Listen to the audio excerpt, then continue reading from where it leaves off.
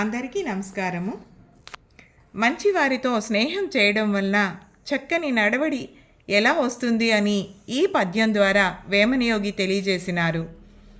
ఈ పద్యము: పాలగలియ నీరు పాలై విరాజిల్లు గురుని వలన కోవిదుడగునో సాధు సజ్జనమూల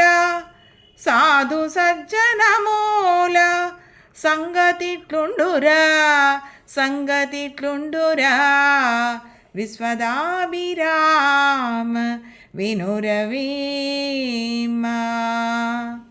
దీని తాత్పర్యం, పాలల్లో కలిపిన నీటికి ఏ విధంగా పాల లక్షణాలన్నీ కలుగుతాయో అదేవిధంగా గురువుకి సన్నిహితంగా ఉంటూ జ్ఞానాన్ని సంపాదించే శిష్యుడు కూడా కొంతకాలానికి గురువు వలె ఉండి పండితుడవుతాడు. పండితులతో స్నేహం చేస్తే పాండిత్యం వస్తుంది అని చెప్తున్నారు ఈ మహాయోగి.